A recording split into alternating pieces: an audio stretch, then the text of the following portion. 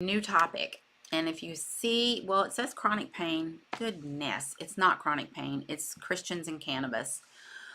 This is something that I've been really wanting to address for a while now, and I have been hesitant for a number of reasons, but I also wanted to just make sure that I've got a lot of good history to share and reasons why it's okay for Christians to use cannabis. But before we get into that, which will be later this week, I really have to just tell you my story. So some of you have heard it, some of you have not. You're new to this group, you don't even know me at all. So this is revealing, and it's kind of vulnerable, and I'm being very transparent by telling this story. There is a reason that I haven't told a lot of people this, because it just, there's just such a stigma behind the plant that, anyway, I'll just get into it later. But anyway, so we have to go way back. So I was raised in a home with two parents, a mother and a father, and I have an older sister who is Elizabeth, and thank you for your comments on this video, because I have your topics in my list of things to talk about, and I will be doing that in the future. But my sister, who's about 4 years older than me, and then later in life, 11 and a half years later for me and 15 for her, we have a brother that came along. So my dad was an orphan, he and his sister, and they lived up in the Chicago area, and they were adopted into a family that lived in Jackson, Tennessee. And the problem is that my dad wasn't wanted, but back in those days, they would not separate siblings at adoption time. So his sister Nancy was really who they wanted to adopt, but they had to take him. So he's kind of like extra baggage. So he was raised in this family that didn't want him, didn't love him, didn't care about him. I'm sure they were just waiting for the day that he'd be old enough to leave the house. So he carried all that baggage into his relationship with my mother and into his relationship with me and my sister and our brother. And it was harmful. It was harmful emotionally, physically. And when I look at that, I see he was just hurt. He was a hurt individual. And as if you look at it from a spiritual perspective, the devil's desire is to destroy the family, and he was trying to destroy our family by destroying my dad from the time he was just a little bitty boy. And so on it goes and on it goes and on it goes, and at some point that pattern has got to be broken. But that being said, he raised us the best he knew how, but there was an awful lot of rejection from him. He just didn't know how to love. And my mom, bless her heart, she tried her best, but she also came from a very dysfunctional background, and she was also adopted, but it was a different kind of situation. But anyway, between my sophomore and my junior year, I had a very dramatic change. So in my sophomore year, in the spring, my two best friends, Connie and Carolyn, nominated me to be in this sorority, because in the high school that I went to in Memphis, there were two sororities, and if you were anybody, you were in one of those. And so everybody wanted to be in the sorority.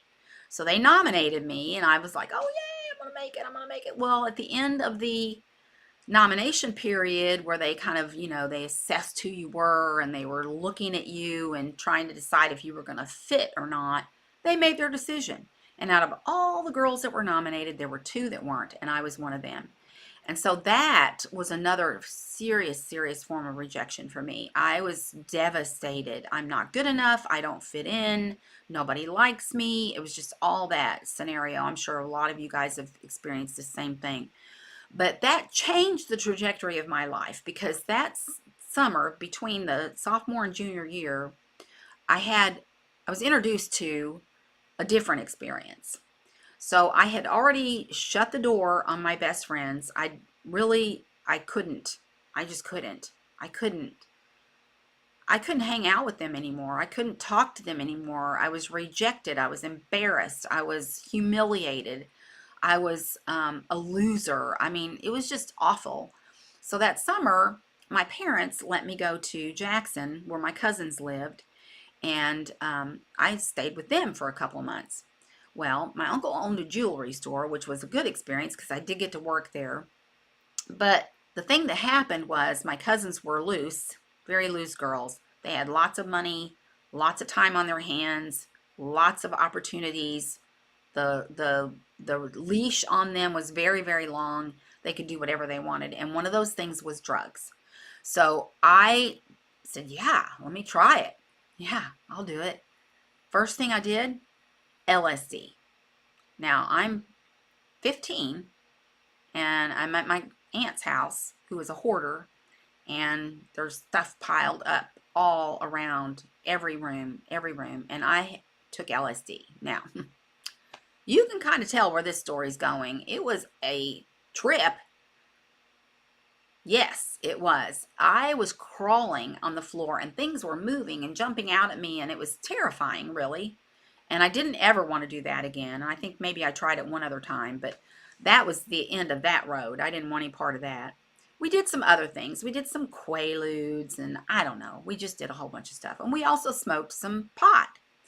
So at the end of the summer, I get back home. My parents are looking at me. They're like, ooh, what's happened to you? You've changed. And so I had to confess, and I told them what I'd done, and I swore I'd never do it again.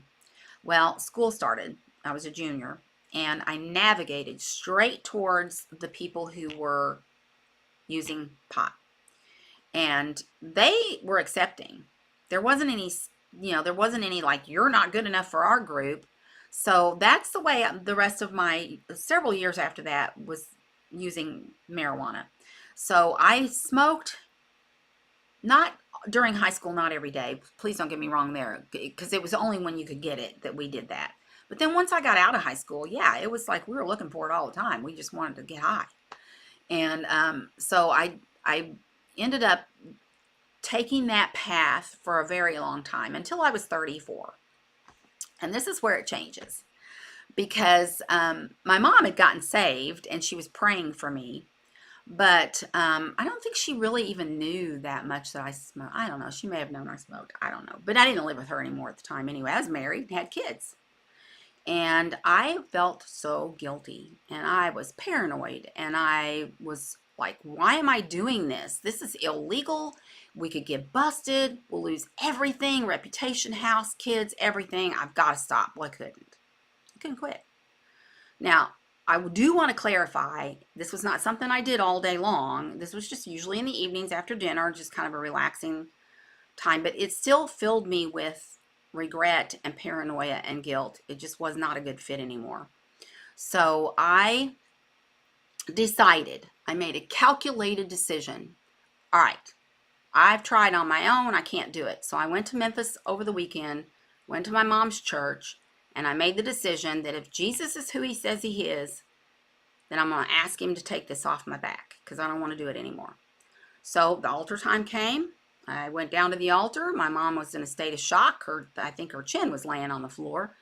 But she went down there with me, and I told this guy, I smoke marijuana. I don't want to do it anymore. If Jesus is who he says he is, I'll give him a month. Well, that was May 6, 1990, and he literally took every single bit of craving, every want, every desire, every habit for smoking marijuana away. Took it away. And I did not revisit that for another 27 years. So it created a huge, huge turmoil between me and my husband, because he still smoked. And now I was no longer fun. And it was just a wretched division between us for years and years and years. But the plant was stigmatized at that time to be the devil's lettuce. It was the gateway drug. My kids were hearing dare, to just say no in school. And yet he was smoking every day. And it was just such conflict.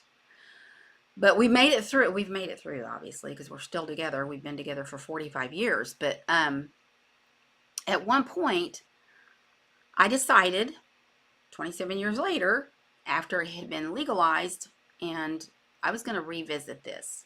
Not because I want to get high every day, but there's got to be something to this plant that makes sense, or otherwise people just wouldn't be using it like they do. So that's the history of my sort of journey of using cannabis. And as we go on this week, I'll go into more detail about scripture and different reasons why I believe it's okay. It's okay for Christians to use cannabis if they use it correctly.